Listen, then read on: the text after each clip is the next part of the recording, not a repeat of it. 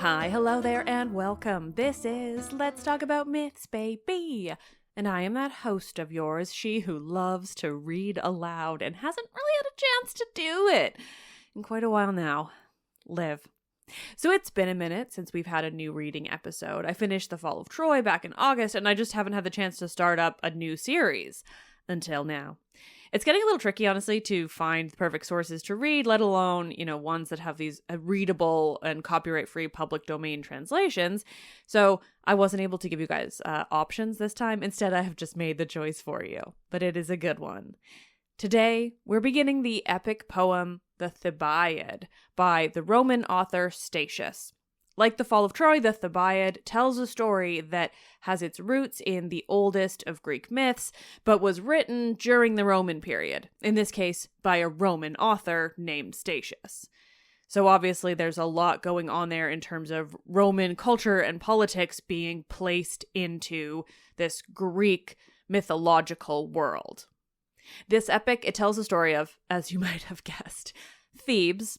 It's the Seven Against Thebes, kind of the tragic ending to the story of Oedipus, Jocasta, their children, Antigone, Ismene, Polynices, and Eteocles. And then, as far as I understand it, there's a ton of other stuff that goes on. It's going to be particularly interesting reading this, not only because, as usual, I have not read it yet myself, but also because this is a story with, again, its roots in Greek myth, in a particular Greek myth, which defined so much of the broad mythology that we know today, but which was written by a good, 6 or so centuries later in the Roman world, and with the influence of Roman religion and Roman culture and Roman imperialism and everything about the wider Mediterranean at that time.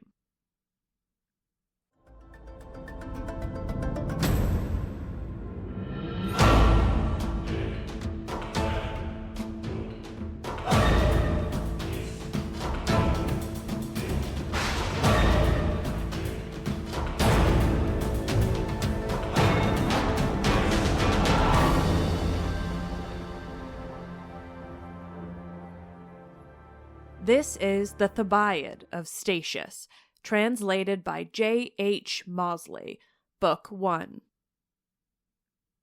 My spirit is touched by Pierian fire to recount the strife of brethren and the battle of the alternate reign fought out with impious hatred, and all the guilty tale of Thebes.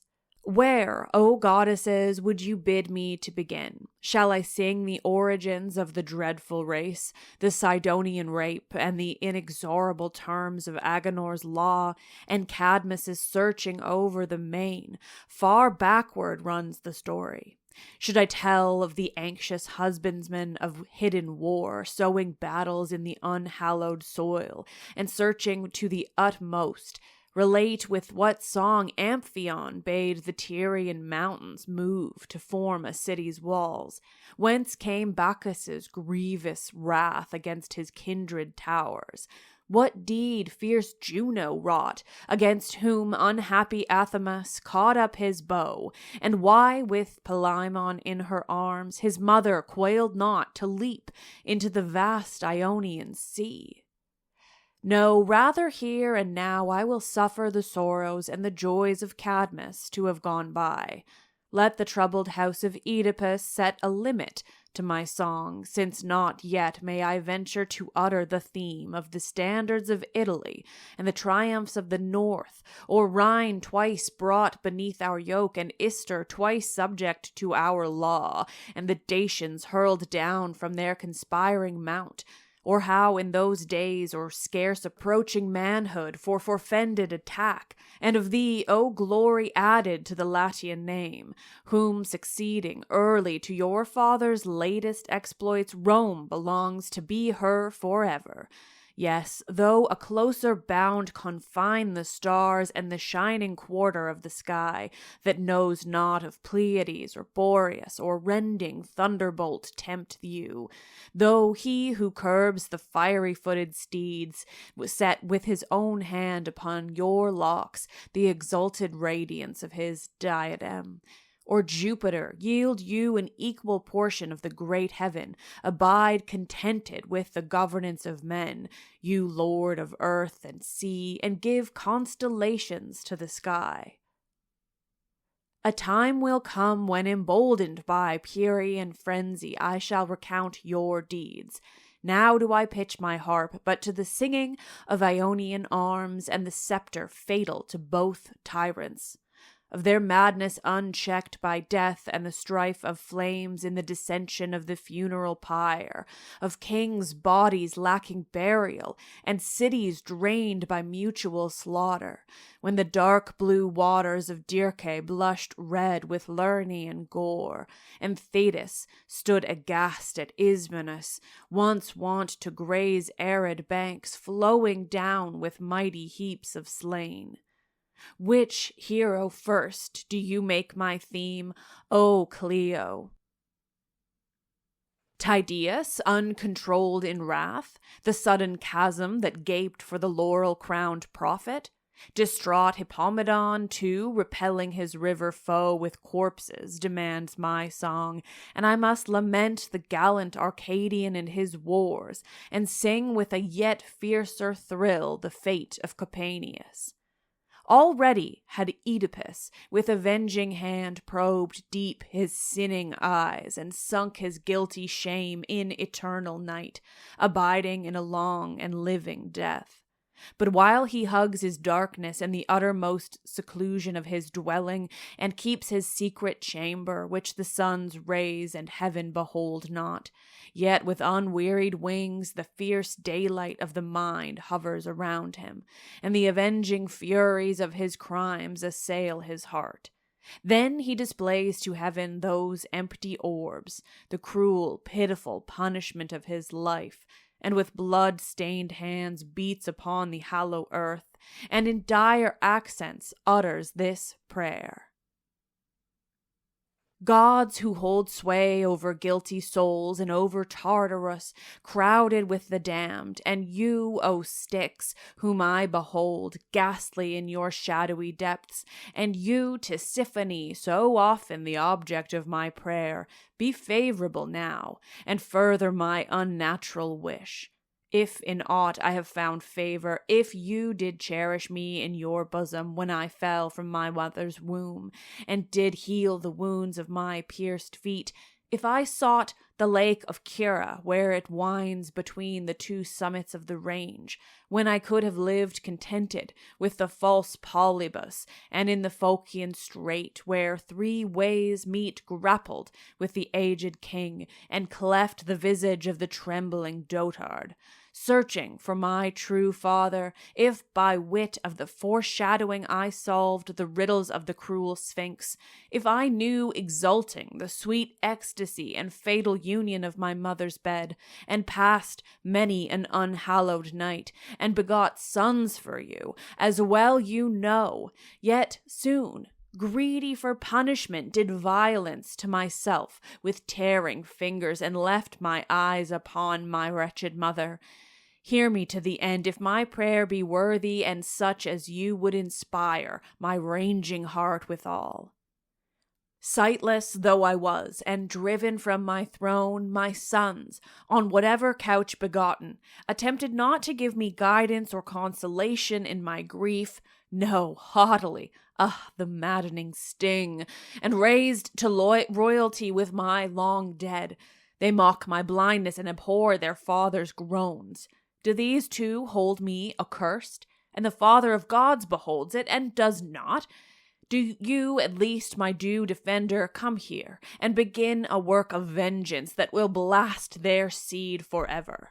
Set on your head the gore-drenched circlet that my bloody nails tore off, and inspired by their father's curses, go you between the brethren, and with the sword sunder the binding ties of kinship. Grant me, you queen of Tartarus's abyss, grant me to see the evil that my soul desires, nor will the spirit of the youths be slow to follow. Come, you but worthy of yourself, you shall know them to be true sons of mine.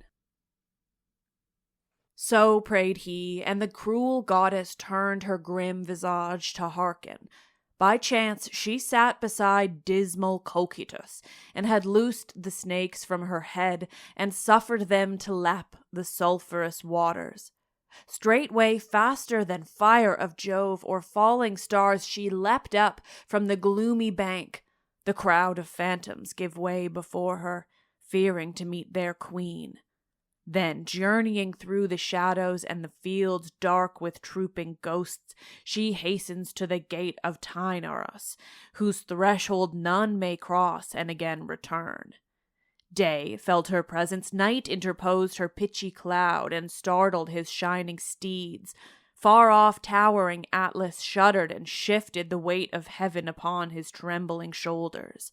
Forthwith, rising aloft from Malia's vale, she hies her on the well-known way to Thebes. For on no errand is she swifter to go and to return. Not kindred Tartarus itself pleases her so well. 100 horned snakes erect shaded her face. The thronging terror of her awful head, deep within her sunken eyes, there glows a light of iron hue. As when Thracian spells make laboring Phoebe redden through the clouds, suffused with venom, her skin distends and swells with corruption. A fiery vapor issues from her evil mouth, bringing upon mankind thirst unquenchable, and sickness and famine and universal death. From her shoulders falls a stark and grisly robe, whose dark fastenings meet upon her breast. Atropos and Proserpine herself fashion her this garb anew. Then both her hands are shaken in wrath, the one gleaming with a funeral torch, the other lashing the air with a live water snake. She halted, where the sheer heights of vast Kithaeron rise to meet the sky, and sent forth from her green locks fierce, repeated hisses, a signal to the land, whereupon the whole shore of the Achaean Gulf and the realm of Pelops echoed far and wide.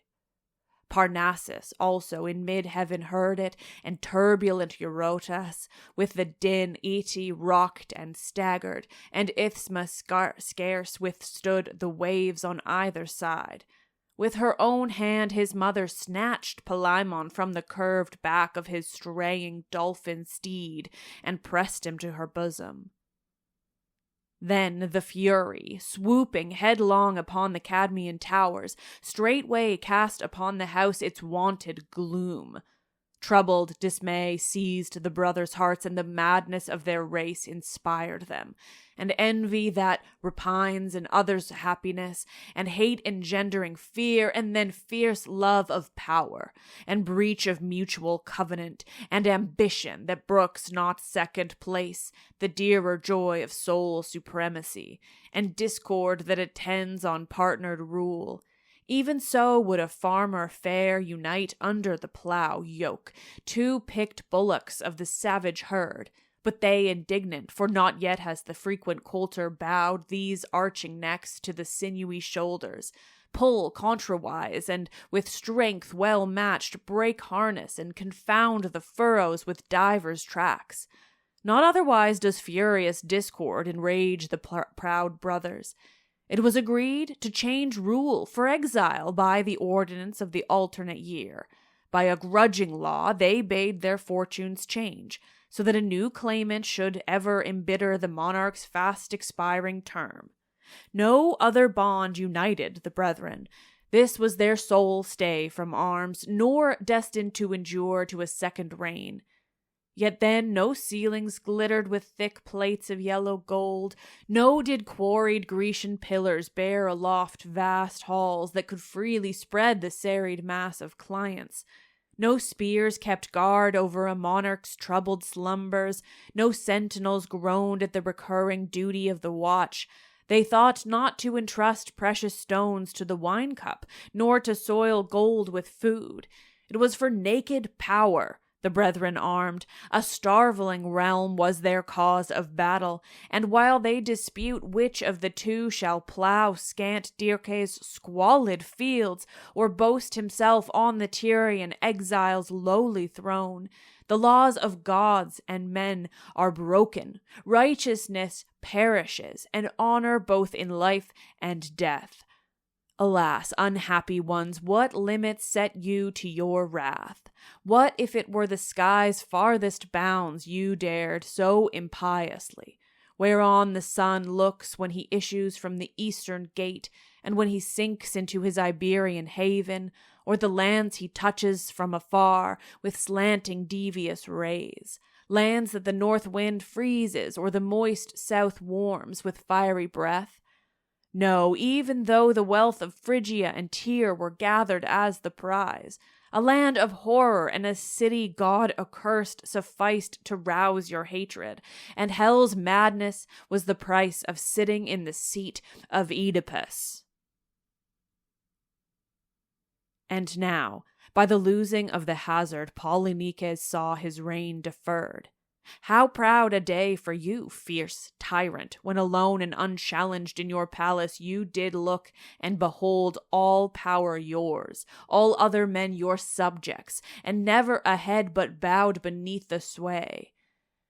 Yet already murmurs are creeping around the Iconian folk. The people is a silent variance with its prince, and, as is the wont of a crowd, it is the claimant that they love. And one among them, whose chief thought it was to hurt by mean and venomous speech, and never to bear the yoke of rulers with submissive neck, said, "Is this the lot that the hard fates have appointed for our Argogian land? So often to change those whom we must fear, and to give uncertain allegiance to an alternate sway?" From hand to hand they tossed the destinies of peoples, and of their own accord make fortune fickle. Am I always to serve princes that take their turn of exile?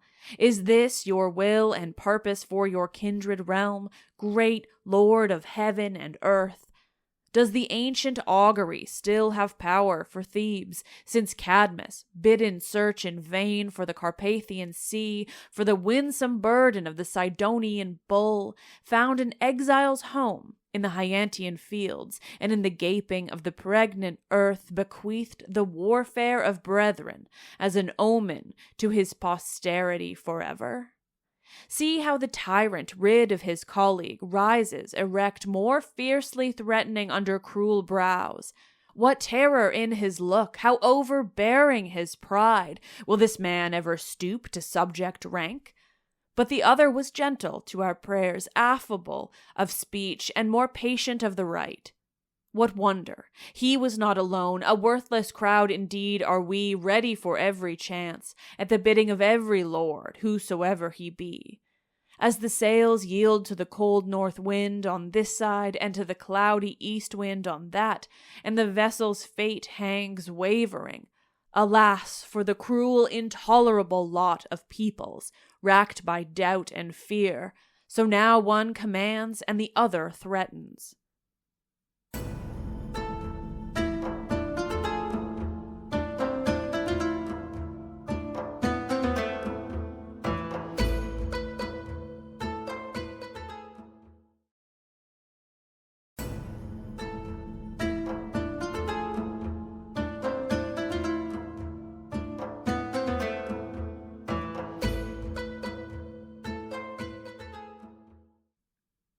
But now, by Jove's command, the high court and chosen council of the gods had assembled in the spacious halls of the revolving sphere, in heaven's inmost depths.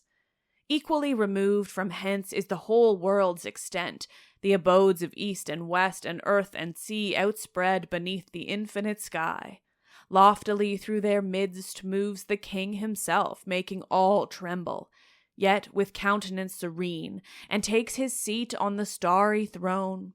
Nor dare they sit, the heavenly ones, until the Father himself with tranquil hand permit them. Next, a crowd of wandering demigods and rivers, of one kin with the high clouds, and winds, their clamors hushed by fear, throng the golden halls. The arching vaults of heaven are all agleam with majesty. The heights glow with the fuller radiance, and a light that is not of earth blooms upon the portals. When quiet was commanded and heaven's orb fell silent, he began from his lofty throne. The sacred words have authority and power immutable, and destiny waits upon his voice. Of earth's transgressions I complain, and of man's mind that no avenging powers can satiate. Am I ever to be spent in punishing the wicked? I am weary of venting my anger with the flashing brand. Long since are the busy arms of the Cyclops failing, and the fires droop that serving Aeolian anvils. Yes, I had suffered the sun's steeds to run free of their false driver, and heaven to be burned with their straying wheels, and earth to be foul with the ashes that once were Phaethon. Yet naught availed it, nor that you, brother, did with your strong spear send the sea flooding wide over the forbidden land. Now am I descending in punishment on two houses, whereof I am myself progenitor. The one branches from the stem of Persian Argos, the other flows from its source to Aeonian Thebes. In all the implanted character abides, who knows not Cadmus's bloodshed and the array of warring furies, so often summoned from the depths of hell, the mother's unhallowed joys and frenzies ranging of the forests, and the reproaches of gods that must be veiled in silence. Scarce would the period of day or passing night avail me to recount the impious doings of the race. No, this unnatural heir has ever ventured to climb his father's couch and defile the womb of his innocent mother, returning, oh horror, to his own life's origin, yet he has made atonement everlasting to the gods above, casting forth from himself the light of day, nor any more feeds upon the air of heaven, but his sons, a deed unspeakable, trampled on his eyes as they fell.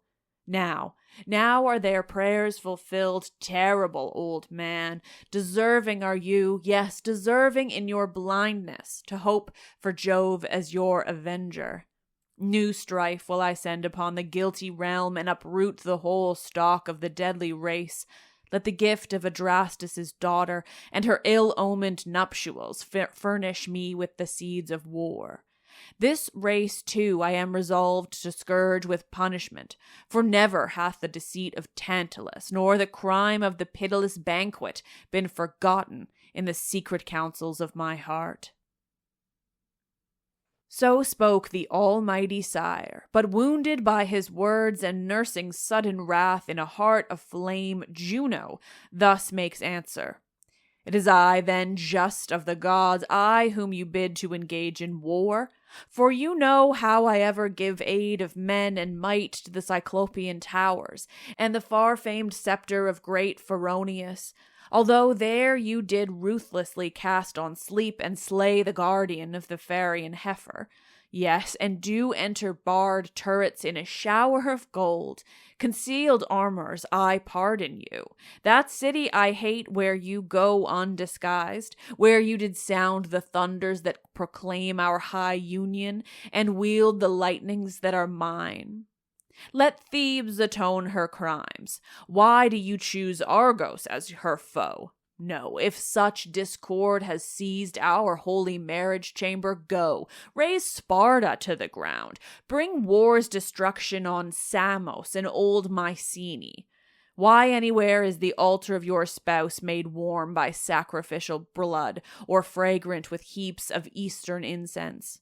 Sweeter is the smoke that rises from the votive shrines of Mariotic Coptos, or from the wailing crowds and brazen gongs of River Nile. But if it is evil deed of former men that mankind now does expiate, and this resolve has come so late to minister to your wrath, to cast back your gaze through days of old, at what far stage of time does it suffice to drive away earth's madness and purge the backward-reaching ages? Choose straightway that spot for your beginning, where Alpheus followed afar the track of his Sicanian love glides by the sea with wandering wave. Here on accursed ground the Arcadians set you a shrine, yet it shames you not. Here is Oenomaus' chariot of war, and the steeds more fitly stalled beneath Getic Hymus. Nay, even yet the severed heads and mangled corpses of the suitors lie stark and unburied. Yet have you here the welcome honors of a temple, yes, and guilty Ida please you, and Crete that tells falsely of your death. Why did you grudge me then to abide in my Tantalian land? Turn hence the tumult of war and have compassion on your own blood. Many a wide and wicked realm have you that can better suffer the crimes of offending sons. Juno had finished her mingled entreaty and reproach, but he made reply not in hard words, though cruel was its purport. In truth, I deemed not that you would bear with favoring mind at all that I might devise, albeit justly against your Argos, nor does it escape me that, did occasion grant, Bacchus and Dion would dare to make long pleading on Thebes' behalf. But reverence for my authority forbids, for by those awful waters, my brother's Stygian stream, I swear, an oath abiding and irrevocable, that naught will make me waver from my word. Wherefore, my Cyllenian, in winged speed outstrip the winds that bear you, and gliding through the limpid air down to the dusky realms, tell this message to your uncle. Let old Laius betake himself to the world above, Laius, whom his sons blow bereft of life, and whom by the law of Erebus profound the further bank of Lethe has not received. Let him bear my commands to his hateful grandson, his brother to whom exile has brought confidence and his Argive friendship boastful pride. Let him in despite of kin keep far from his walls, as already he does well desire, and deny him the alternate honor of the crown. So will angry deeds be begotten, and the rest will I lead on in order due. Obedient to his father's word, the grandson of Atlas straightway fastens on his ankles the winged sandals, and with wide hat veils his locks and tempers the brilliance of the stars. Then he took in his right hand the wand wherewith he was wont to dispel or call again sweet slumber, wherewith to enter the gates of gloomy Tartarus or summon back dead souls to life. Then down he leapt and shuddered as the frail air received him. Delaying not, he wings his speedy flight through the void on high, and draws a mighty curve upon the clouds. Meanwhile the son of Oedipus, long time a wandering outlaw from his father's lands, traverses by stealth the waste places of Ionia. Already he broods on the lost realm that was his due, and cries that the long year stands motionless in its tardy constellations. One thought recurring night and day holds him. Could he ever but behold his kinsman degraded from the throne, and himself master of Thebes and all its power? A lifetime would be bargain for that day. Now he complains that his exile is but time consumed in idleness. But soon the gust of princely pride swells high, and he fancies his brother already cast down, and himself seated proudly in his place. Fretful hope keeps his mind busy, and in far-reaching prayers he tastes all his heart's desire. Then he resolves to journey undismayed to the Inachian cities and Danaan lands into Mycenae dark with the sun's withdrawal. Whether it were the Fury piloting his steps, or the chance direction of the road, or the summoning of resistless fate, he leaves the Ogygian glades that resound with frenzied howlings, and the hills that drink deep of Bacchic gore, then passes the region where long Kithaeron settles gently to the plain and stoops his weary height to the sea.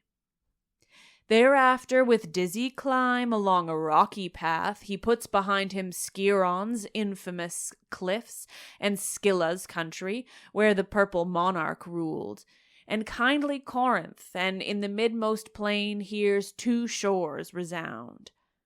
But now through the wide domains which Thebes, his day's work ended, had left bare, rose the Titanian queen, borne upward through a silent world, and with her dewy chariot cooled and rarefied the air. Now birds and beasts are hushed, and sleep steals over the greedy cares of men, and stoops and beckons from the sky, shrouding a toilsome life once more in sweet oblivion. Yet no reddening clouds gave promise of the light's return, nor as the shadows lessened did the twilight gleam with long shafts of sun-reflecting radiance. Black night, blacker to earthward and shot by never a ray, veiled all the pole. And now the rocky prisons of Aeolia are smitten and groan, and the coming storm threatens with hoarse bellowing. The winds loud clamoring meet in conflicting currents, and fling loose heaven's vault from its fastened hinges, while each strives for mastery of the sky. But auster, most violent thickens gloom on gloom with whirling eddies of darkness, and pours down rain which keen Boreas with his freezing breath hardens into hail. Quivering lightnings gleam, and from the colliding air bursts sudden fire. Already Nemea and the high peaks of Arcadia that border the forests of Tainaron are drenched. Inachus flows in mighty spate, and Erasinus swelling high into icy billows. Streams that before were dusty road tracks now defy all stay of confining bank. Lerna surges up from her deepest depths and foams with her ancient poison. Shattered are the forests, aged boughs are swept out upon the storm, and the shady summer haunts of Lycius, unbeheld before by any suns, are now stripped bare to view. Yet he, now marveling at the rocks down hurled from the cloven mountains, now listening in terror to the cloud-born torrents dashing from the hills, and the raging flood whirling away home of shepherd and stall of beast, slackens not his pace, though distraught and uncertain of his way, but through the dark silences devours the lonely stretches of his road, and on every side fear and the thought of his brother assail his heart. And just as a sailor caught in the tempest on the deep, to whom neither lazy wane nor moon with friendly beam show bearings, stands beggared of resource in mid-tumult of sky and sea, and even now expects the treacherous reef submerged beneath the waves, or waits to see foaming, jagged rocks fling themselves at his prow, and heave it high in air, so the Cadmean hero threads the darkness of the forest with hastening step, while with huge shield he braves the lairs of fearsome beasts and forward stooping thrusts through the brushwood thickets. Terror's somber influence adds spurs to his resolve, till from above the town of Inachus, conquering the gloom with beam of light downpoured upon the shelving walls, shone forth the Larissean height. There, sped by every hope, he hies him fast, with Juno's temple of Prosimna high on his left hand, and yonder the black marsh of Lerna's water, branded by Herculean fire. And at length the gates are opened, and he enters. Straightway he spies the royal portals. There he flings down his limbs, stiffened with rain and wind, and leaning against the unknown palace doors, woos gently slumber to his hard couch. There, King Adrastus, verging now toward old age from life's mid-course, ruled his folk in tranquil governance, rich in the wealth of ancestry, and on either side tracing his line to Jove. Issue lacked he of the stronger sex, but was prosperous in female offspring. 2 daughters gave him pledge of love and service. To him at Thebes at fate's bidding told that sons-in-law drew nigh. A deadly horror to tell. Yet soon was the truth made manifest in the shapes of bristly swine and tawny lion. Naught comprehends the Father therein for all his ponderings, nor you, wise Amphiaraus, for your master Apollo forbids. Only the Father's heart sickens ever deep-felt anxiety. But lo, Olenian Tydeus, leaving ancient Calydon by fate's decree, the guilty terror of a brother's blood drives him forth, treads beneath night's slumberous veil the same wild ways, bewailing likewise wind and rain, and with ice sheeted back, and face and hair streaming with the storm, comes to the self-same shelter, whereof the former stranger, stretched on the cold earth, had part. Thereat so chanced it that both were seized with bloody rage, and suffered not a shared roof to ward off the night. For a while they tarry with the exchange of threatening words, then when flung taunts had swelled their anger to the pitch, each uprose, set free his shoulders, and challenged to naked combat.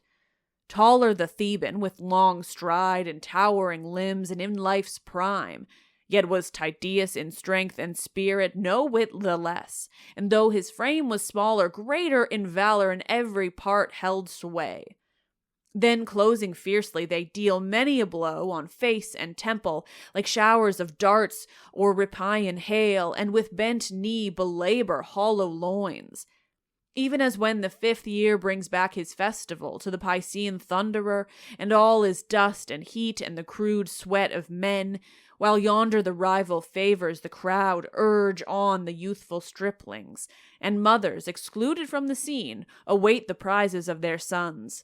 So these, with but hate to spur them, and inflamed by no lust of praise, fall on, and the sharp nails probe far into their faces, and force their way into the yielding eyes. Perchance, so hot their anger, they had bared the swords girt to their sides, and you had slain, O Theban youth, the victim of a foeman's arms. Far better so, and earned a brother's meed of tears, had not the king, marveling at the knight's unwonted show of clamor, and the fierce panting groans, deep heaved, bent his steps thither. Age and the burden of grave cares held him now in broken, fitful slumber, and when proceeding through the high halls with attendant train of torches, he beheld the bars undone. Upon the fronting threshold a sight terrible to tell, faces torn and cheeks disfigured with smearing blood. "Whence this fury, stranger youths?" he cried, "for no citizen of mine would dare such violence as this, when this implacable desire to let your hate disturb the tranquil silence of the night. Has the day so little room, or is it grievous to suffer, even for a while, sleep and peace of mind? But now come tell me, from where are you sprung, where do you fare, and what may be your quarrel? Mean of soul you cannot be, such anger proves it. Even through bloodshed, the noble signs of proud race show clear." Scarce had he spoken, when with mingled clamor and sidelong glance together they begin. "Achaean prince, most gracious monarch, what need of words? You see yourself this face all bloody." Their words are lost in the confused sound of bitter accents. Then Tydeus, taking first place of speech, thus recounts his tale. "Desiring solace for my unhappy lot, I left the wealth of Calydon, nurse of monsters, and the Achaian fields, and lo, in your boundaries, deepest night overtakes me. Who is he to forbid me shelter from the sky, or was it because he won his way first to this threshold? But twiform centaurs stall with each other, so it is said, and Cyclops have peace together beneath Aetna. Nay, even to wild monsters nature has given laws and their own rule of right. And for us to share a lodging on the ground? But why waste words? Either you, whosoever you are, shall today depart rejoicing in my spoils, or, if rising pain dulls not my blood, you shall know me to be of mighty Aeneas' stock, and no degenerate scion of my forefather Mars. Nor lack I spirit or race, returns the other, but conscious in his heart of ruthless fate, he hesitates to name his father. Then kindly Adrastus, now, come now, cease the threatening words which night or sudden wrath or valor prompted, and pass beneath my palace roof. Now let your hands be joined to pledge your hearts. These doings have not been vain, nor without the sanctions of the powers above. Perchance even these angry quarrels do but foreshadow a friendship to come, so that you may have pleasure in remembrance. Nor were the old man's words an empty presage, for they say that from their comradeship in wounds grew such loyalty as Theseus showed when he shared extremest peril with wanton Pirithous, or Pylades when he rescued distraught Orestes from the fury of Megaera. So then, yielding their savage hearts to the king's soothing words, even as waters that winds have made their battleground sink to rest, and yet on the drooping sails one surviving breath is long in dying, even so submissive they entered the palace. Here first he has leisure to let his glance pass over the hero's dress and mighty weapons. On Polynices' back he spies a lion flayed, all wrought with uncombed mane, like to that one which in the Tumesian glades Amphitrion's son laid low in his boyish years and clothed himself withal, before the battle with the monster of Cleonae. Tydeus' broad shoulders, the proud spoils of Calydon, grim with bristles and curved fangs, strive to enfold. Aghast and motionless stands the old king at so dire an omen, calling to mind the divine oracles of Thebes and the warning uttered from the inspired cell. His countenance is fixed in frozen silence, while through his limbs ran a thrill of joy. He felt that they had come, led by heaven's clear prompting, whom prophetic Apollo in riddling obscurities had foreshown to be his destined sons-in-law, under the feigned guise of beasts. Then, stretching forth his hands to the stars, "O night," he cries, "who castest your mantle over toiling earth and heaven, and sends the fiery stars on their divers roaming course, gracious refresher of the mind, till the next sun shed blithe, upspringing upon faint mortality. You, kindly night, do bring me of your bounty assurance long sought in perplexity and doubt, and do reveal the ancient purposes of fate. Aid now my work and certify the omens you have given. Ever shall this house throughout the circling periods of the year hold you high in honor and in worship. Black bulls of chosen beauty shall pay your sacrifice, O goddess, and Vulcan's fire shall eat the lustral entrails wherever the new milk streams. Hail, ancient truth of mystic tripod, hail, secret grotto, I have found, O fortune, that the gods are gods indeed."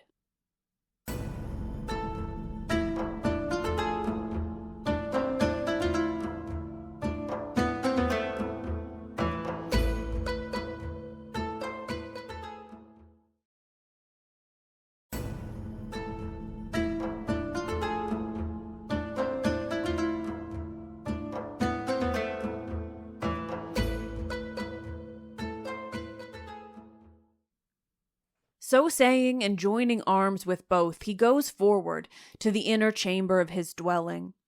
Even yet the fires slumbered on the gray ashes of the altars, and the poured offerings of the sacrifice were yet warm. He bids the flames again be roused, and the late banquet renewed. His henchmen obey his words in emulous haste. Manifold tumult echoes throughout the palace. Some array the couches with delicate purple and rustling embroidery of gold, and pile the cushions high. Some polish smooth and place in order the tables, Others again set about to banish the darkness of gloomy night by stretching chains for gilded lanterns. These have the task of roasting on a spit's point the bloodless flesh of slain beasts, those of crushing gain on a stone and heaping the bread in baskets. Adrastus rejoices to see his house aglow with obedient service. And now he himself, raised high on the proud cushions and ivory throne, shone resplendent. Elsewhere the youths recline, their wounds healed with cleansing water, and beholding each other's scarred visages bear mutual forgiveness. Then the aged king bids Acaste be summoned, his daughter's nurse and trusty guardian, chosen to keep ward on maiden modesty, consecrated to lawful wedlock, and murmurs in her silent ear. She stayed not upon his bidding, but straightway both maidens came forth from their secret bower, in countenance, marvelous to tell, like to quiver-bearing Diana and warrior Pallas, yet without their terror. They spy the new faces of the heroes and are shamed. Pallor at once and blushes made havoc of their bright cheeks, and their timorous eyes besought their reverend sire.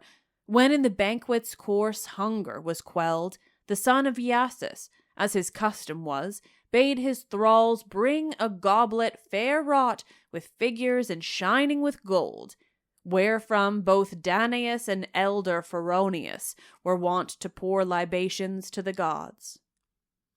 Thereon was embossed work of images, all golden. A winged youth holds the snake-tressed Gorgon's severed head, and even upon the moment, so it seems, leaps up into the wandering breeze. She almost moves her heavy eyes and drooping head, and even grows pale in the living gold. Here the Phrygian hunter is borne aloft on tawny wings.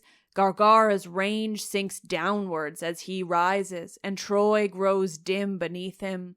Sadly stand his comrades. In vain the hounds weary their throats with barking and pursue his shadow or bay at the clouds. From this he pours the streaming wine, and in order due calls on all denizens of heaven. Phoebus, before the rest, Phoebus's presence, all invoke with praise, garlanded with reverent myrtle. Friend and thrall alike about his altar, for in his honor they make holiday, and the altars, refreshed by lavish incense, glow through wreaths of smoke. Perchance you may inquire, O youths, thus says the monarch, what means this sacrifice, and for what reason we pay Phoebus signal honor. Urged by no ignorant fear, but under stress of dire calamity, the Argive folk aforetime made this offering.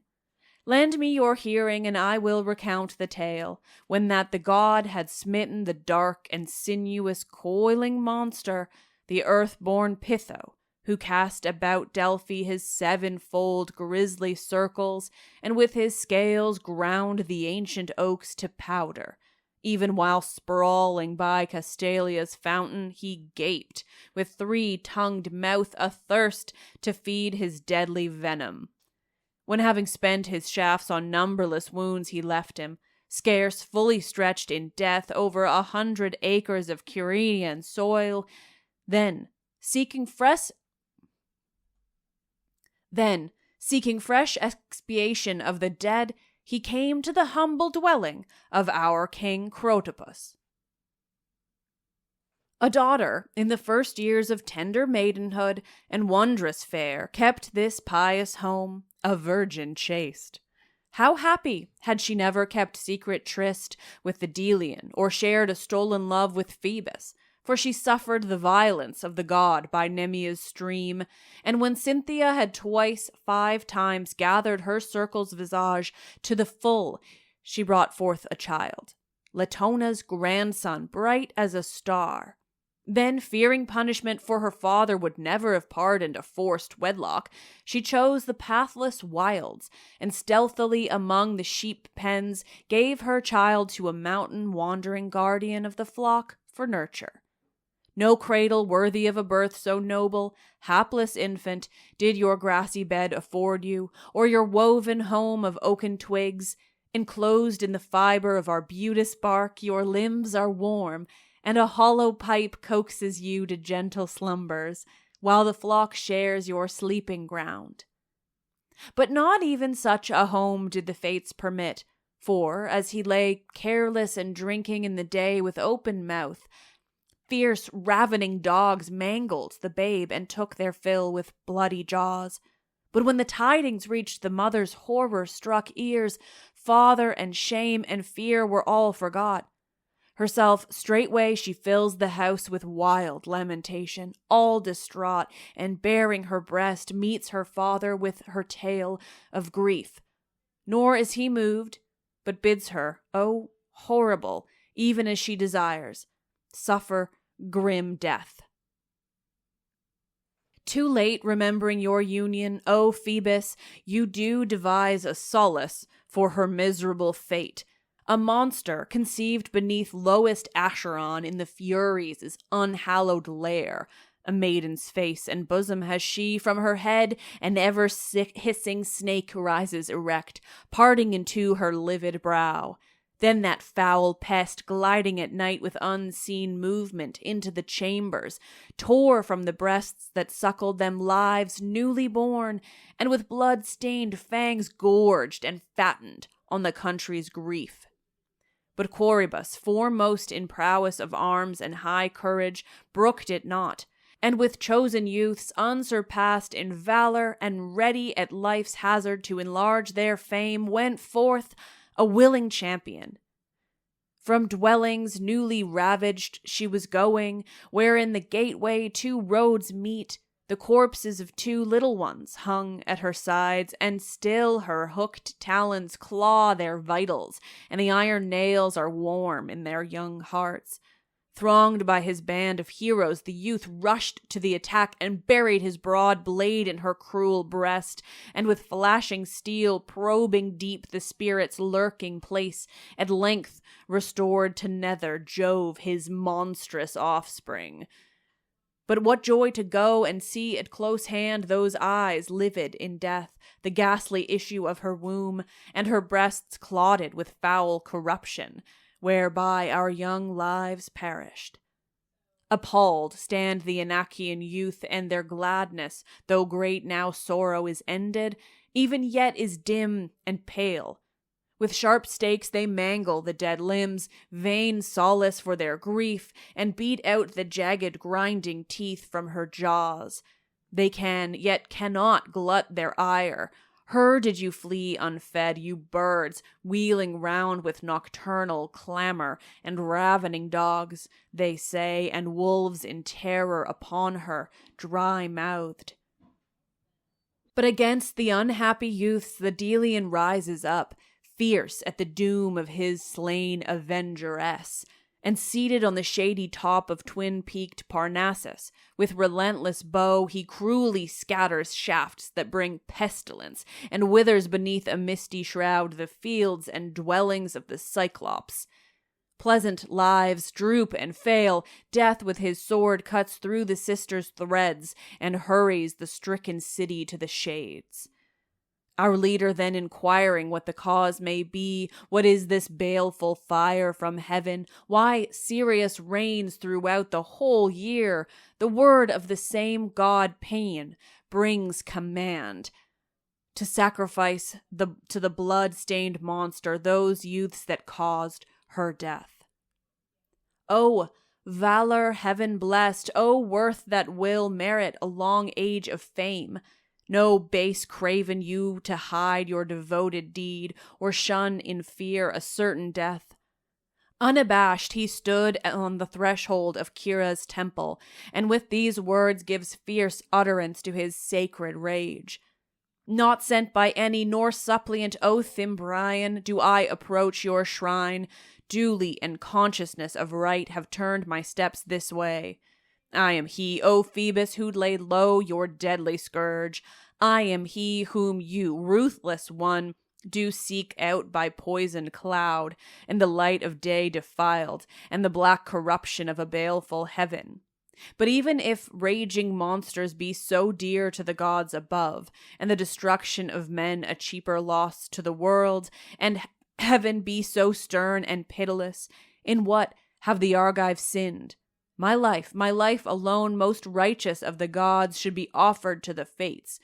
Or is it more soothing to your heart that you see homesteads desolate, and the countryside lit up by the burning roofs of husbandmen? But why, by speaking, do I delay the weapons of your might? Our mothers are waiting, and the last prayers for me are being uttered. Enough. I have deserved that you should be merciless. Bring then your quiver and stretch your resounding bow and send a noble soul to death. But even while I die, dispel the gathered mist that form on high hangs pallid over Inachian Argos. Equity has regard for the deserving.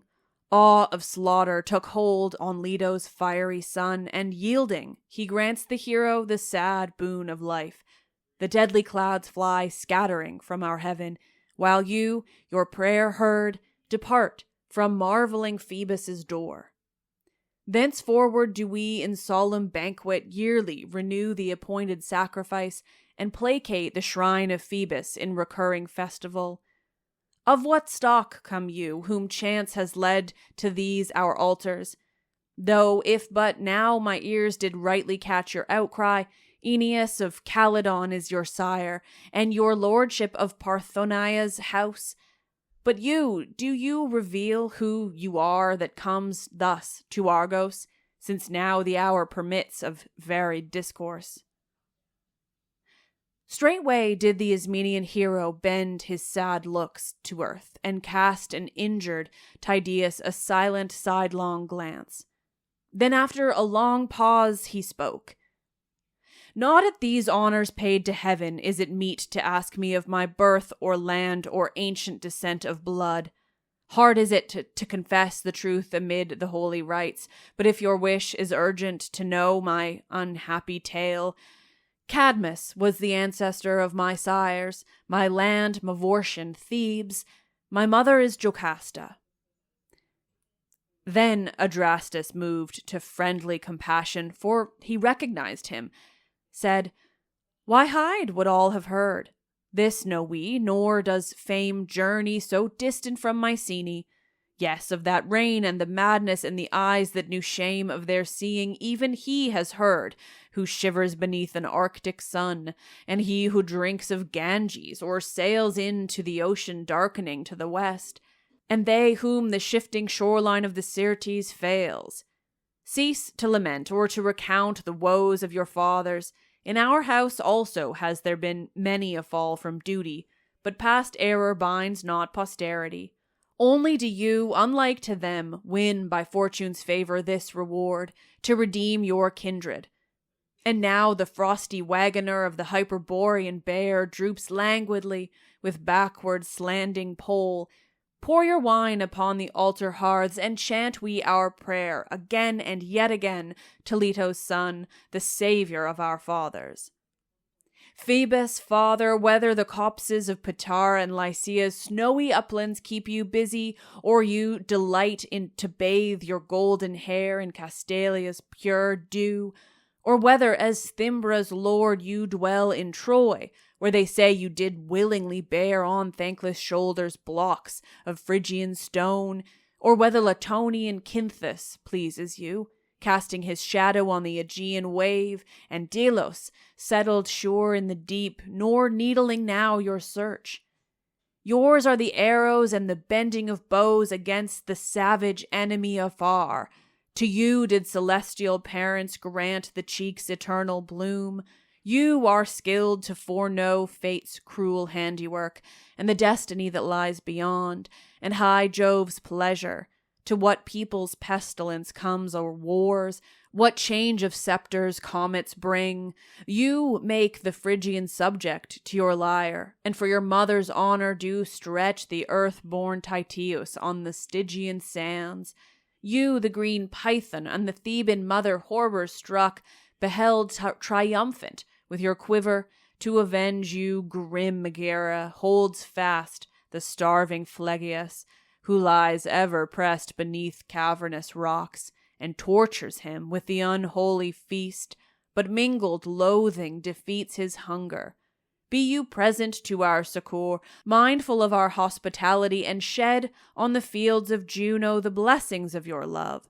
Whether it is right to call you rosy Titan in the fashion of the Ecumenian race, or Osiris, bringer of the harvest, or Mithras, that beneath the rocky Persean cave strains at the reluctant following horns.